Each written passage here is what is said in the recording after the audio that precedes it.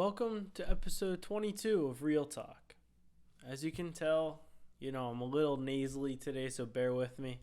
My voice might be a little bit annoying, but it's a big day. It's a big day for everybody. It's nothing to do with what's going on in my life. It's something that everyone's going through right now. And that being, it's the new year. So happy new year, guys. I'm sure we all had some time to relax. I hope you did. I hope you had some time to kind of sit back, realize what you did last year, realize what you want to do this year, and just kind of relax for a little bit. I actually went home for 2 weeks. I went back to Pittsburgh, hung out with my family, and just kind of chilled for 2 weeks. I didn't work at all. I brought my gear home to record some podcasts, record some reels, but I was about to do it one night, and I was just like, why? I don't have to. I went out of my way to have enough episodes recorded before I went on my break so that I didn't have to record, but it was just the workaholic in me telling me that I had to record. So I didn't end up doing anything. I got a new laptop while I was home, and I ordered it a while ago, but it just came in and sitting right in front of me. I got the 14-inch M1 Max with 64 gigs of RAM. So the only reason I worked was just to try and beat the living crap out of this computer. I haven't been able to, and I'm looking forward to in the new year actually working on a project on it. But I haven't worked on like a big, dense project yet. But I'm looking forward to just kind of pushing it through different tasks to see what it's capable of. I know everyone's talking about how powerful it is, but I'm curious to really experience it on my own. Maybe I'll make a video about that in a month or so whenever I've actually used it a decent amount. But the new year is a weird time, and that's what kind of inspired me to record this episode. It's something that I've been feeling. It's something that yesterday especially, it was kind of eating me alive. I had a good year last year. I had a much better year than I would say I even anticipated. I knew I was capable of it, but I didn't think it would happen for a couple of years. I made more money than I thought I would. I got bigger opportunities than I thought I would, and I'm grateful for that. And throughout the whole year, I was grateful for that. Throughout the whole year, I was kind of just going, realizing what I was doing, realizing that I was doing well. But whenever I took those 2 weeks off, it kind of forced me to take a step back. It forced me to realize that I'm doing something right. But it was really the first time I've taken 2 weeks off, and I don't know how long. I took a week off for vacation. I did that twice in 2021. But it was my first time just kind of taking a step back and not doing anything. The other times that I took a step back where I was already preoccupied. I went on different trips, and I had things to do the whole time. So while I was not working, I wasn't necessarily relaxing. And this was the first time that I could just kind of relax for 2 weeks, and it was nice. But whenever I wasn't working for a couple weeks, it ate away at me. The first couple of days, I just felt like I wasn't doing anything, especially because I went home and my family was still, they're integrated into their normal life. So around the holidays, my mom cuts hair, or she always cuts hair, but around the holidays, it gets really busy. That's her busy time of the year. She can't just take off because I'm home. I wouldn't expect her to, but that's her craziest time of the year. So she was working. My dad, he was working as well. And my brother was working. My sister still had school. She was working a little bit. And I was just kind of like trying not to work. But whenever everyone else was working, I was like, dang, I might as well do something. So I did these different little administrative tasks that I've been putting off for a while. Served me really well. They're things that I always put off because they don't seem like a top priority. But I was kind of desperate to find things to do. I didn't want to record, and I had no projects to edit. So I had to do things that I don't necessarily enjoy doing. I enjoy the process of shooting and editing, but I didn't do that while I was home, and it was nice. But I didn't work much. Whenever everyone else is working, I did do a little bit of work, but I was doing other things. I had a lot of time to think. I had a lot of time to sit there and think about what this past year was. And the past year presented me so many challenges and so many freaking sick opportunities. And it's pretty cool. Just having a camera in my hand gets me in these rooms that I would never thought I would be in. But I get some doors opening up for me just because I'm pretty good at capturing things. I'm pretty good at visually capturing something that might not actually be that cool. I think that's a key to a lot of the area of the industry that has money in it. So the corporate side of it, if you know anything about the industry, if you know anything about just like the world, photographers, there's the stigma that they won't make much money, but there is money in the corporate space. It doesn't seem like the most fun stuff, but if you can kind of bridge that gap between the creativity and corporate styles, you'll go a long way and you'll accomplish a lot. I found that a lot, and I do these small business videos, and I do real estate, and a lot of reason that the big clients, like the media companies and my work, is because we can do something different. We can get the point across, which is what they're trying to do, but at the end of the day, we can make it look good. We're not making these the most creative videos, but there's different things that we can do to make it look professional because they want it to look professional. They might not realize that they want it to, but they like it whenever they have the blurred background, which we know why it's blurred, but they don't necessarily know. But it's not that hard for us. It's just getting a new lens or changing your settings even. And so yesterday was kind of, I don't know, I just felt weird. I felt off in my mind. And it was kind of like the holiday blues, I took these couple weeks off. I had a great time, and a lot of good things happened, but I wasn't ready to get back to work. I didn't want to get back to work. I did, but I was just like, oh man, I haven't worked so long. Hopefully I'm still good at it. Obviously I'm not going to lose it in 2 weeks, but it was a weird feeling getting back to it because I wasn't even in Chicago for that long. I got back on Friday, I think, Thursday or Friday. And now today's Monday, so I haven't had that much time, and I've actually been sick for the past couple of days, which sucks too. I didn't have time to just settle in. And so yesterday I was thinking why am I feeling like this? Why do I feel off? I thought I'd be excited for the new year.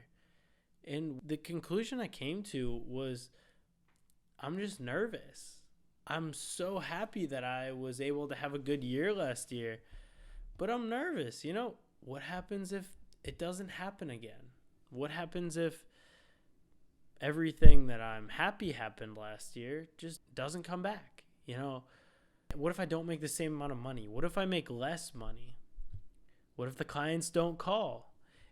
It's something that I think is realistic to be nervous about. But at the end of the day, I wasn't necessarily reaching out to a ton of people to get the work that I did. I was going about my days. I was working hard, and with that came the different opportunities. So I don't know. I had this really weird feeling, and I think it was a sense of imposter syndrome. If you don't know what imposter syndrome is, it's whenever you almost feel like you don't deserve something. And I know I deserve what I have. I know I deserve what I've done, and because I work my butt off, but you can't help but think oh, this is such a great thing. Do I deserve it? And I'm kind of at a loss for words because it's hard to explain. I think it is just my mind running wild about everything. But I had that imposter syndrome all day. I couldn't help but get the idea out of my head that what if things don't go as well this year? What if I don't kill it? What if I disappoint more people than I did last year? What if I make more mistakes than I did last year? And it's just that anxiety of, it's a whole new year. And a weird thing that really means nothing, but kind of messed me up mentally, was I use QuickBooks. So if you don't know what QuickBooks is, it's a place for you to organize your books. If you're a small business, I highly recommend it. I don't know anything about accounting, and this saves me, especially at the end of the year. Whenever I'm doing my taxes, I have an accountant look at it, and he is trained in QuickBooks, so he can kind of get access to it and see all my numbers, see all my expenses, and it makes his life a lot easier. So there's a lot less back and forth between the two of us. But it also gives me an idea of where I'm spending money. How much money am I spending on food? How much money am I spending on gear? So it just gives me an idea of that, which is really nice.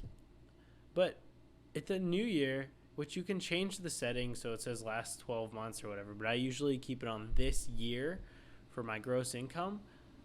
It resets at the new year. So last year it did the same thing, and as the year progressed, I saw more and more money go, or I saw more and more money come into the business because I was consistently making more money. But, midnight hit on January 1st, and I looked at my QuickBooks, I think the morning of, whenever I woke up on New Year's morning, and it said $0. And it's kind of like it lit a fire in me. I was like, well, nothing that happened last year means anything. So strap up your boots. Let's do it.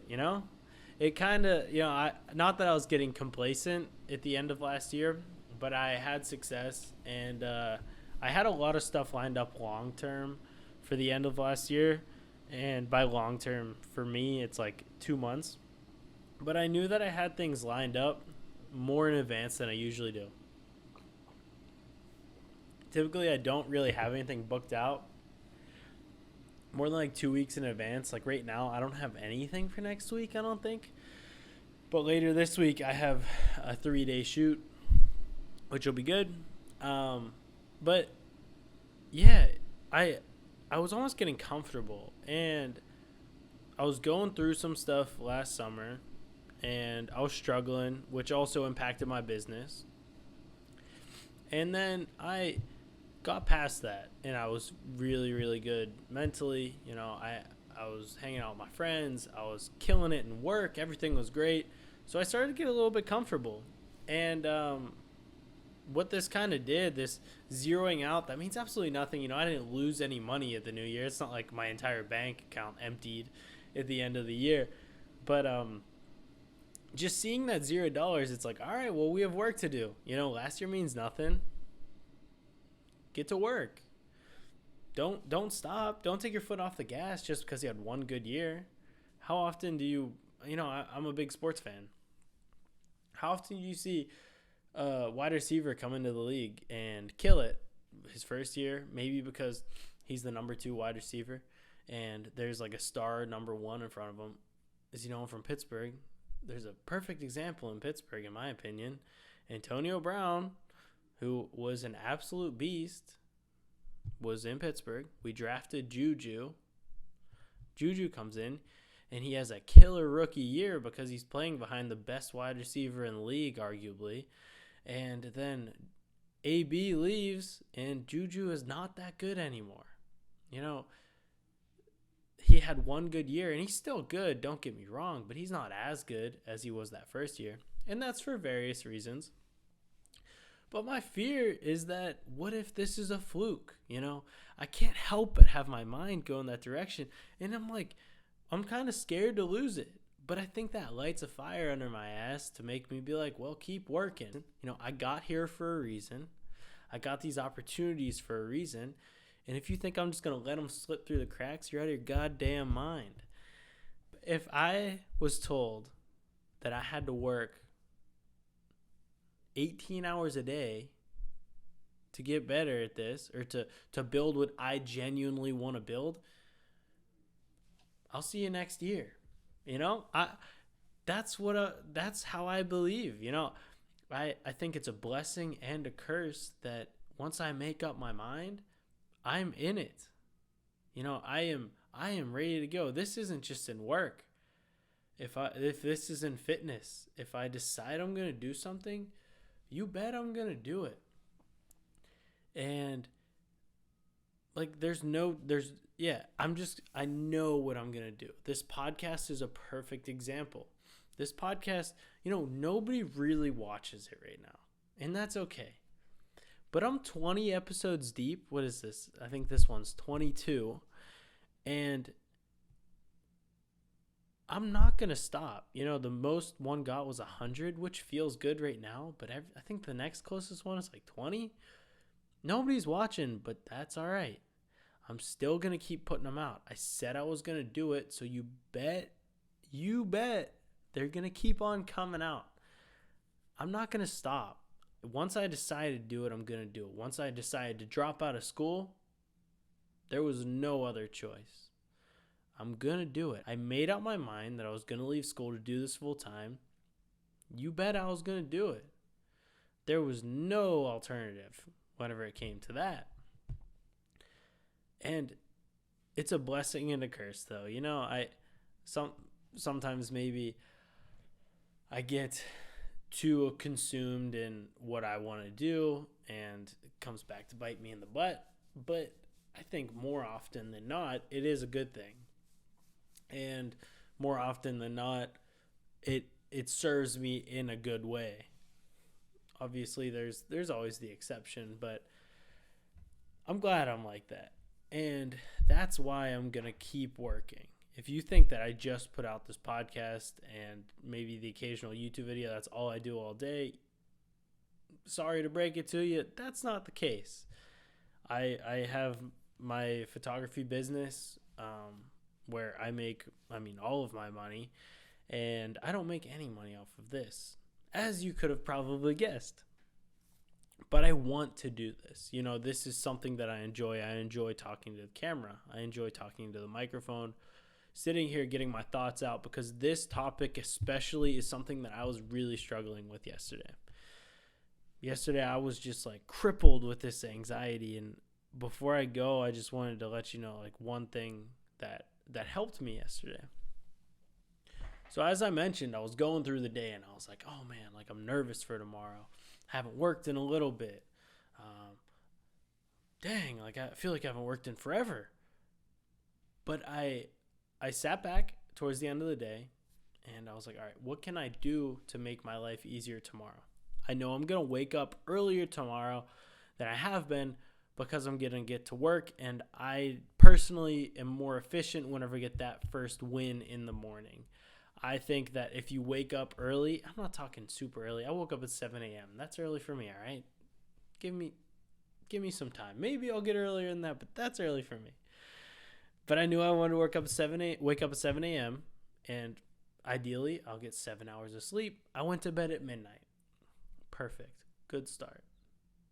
Before I even went to bed, though, I was like, what can I do to make my life easy in the morning?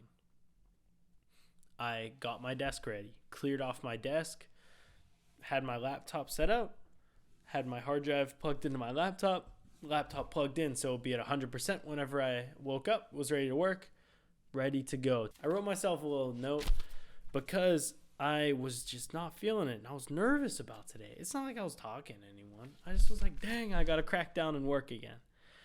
So on this note, you can see right there, let's see if it pulls focus. Perfect. I wrote, day number 1 of 2022. Today we crush, work hard, stay humble, focus on today, keep smiling, keep going. It might sound stupid to you, but I knew when I woke up, I would still be feeling like this, and I would need kind of a little kick in the ass to get going.